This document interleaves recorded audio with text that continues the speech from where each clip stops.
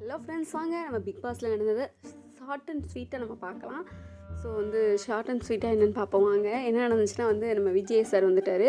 வந்த பிறகு ஃபஸ்ட்டு நம்ம கேப்டன்சி டாஸ்க்கை பற்றி பேசுகிறாரு. ஸோ மிக ஒஸ்ட்டுன்னு நம்ம எல்லா கண்டஸ்டன்ட் சொல்லிட்டாங்க. நல்ல கேப்டன்சியே கிடையாது. அது போக ரஞ்சித் சார் கோவம் வருது, அதை உள்ளே வச்சுக்கிறாரு. அதுதான் அவரோட கேம் பிளே அப்படின்னு சொல்கிறாங்க.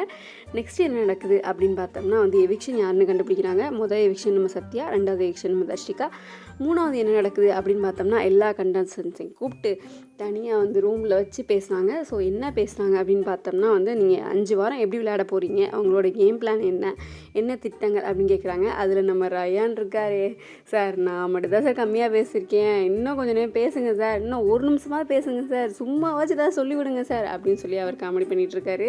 ஸோ செம்ம காமெடியாக இருந்துச்சு. நெக்ஸ்ட்டு நம்ம சௌந்தர்யா, அதாவது குயின்னே சொல்லலாம் நம்ம எல்லாருக்கும். இப்போ சோஷியல் மீடியா திறந்தாலே சௌந்தர்யா தான் இருக்காங்க. ஸோ அவங்க எக்ஸ்ப்ரெஷன் குயின் தான். அவங்கள கேட்குறாரு. அதுக்கு அவங்க சொல்கிறாங்க, ஏன் சார் இந்த 5 வாரத்தை கிடந்தாலே ஒரு வெற்றி தான் சார் அப்படிங்கிறாங்க. அப்புறம் விஜய் சார் சொல்லிடுறாரு, உங்களுக்கு நிறையா ஃபேன்ஸ் இருக்காங்கம்மா, வெளில அவங்களுக்காக பாருங்கம்மா, கோவத்தை கண்ட்ரோல் பண்ணுங்கம்மான்னு சொல்லிடுறாரு. ஸோ மோர் அப்டேட்ஸுக்கு என்னோடய சேனலை ஃபாலோ பண்ணிக்கிங்க, சப்ஸ்கிரைப் பண்ணிங்க. பை.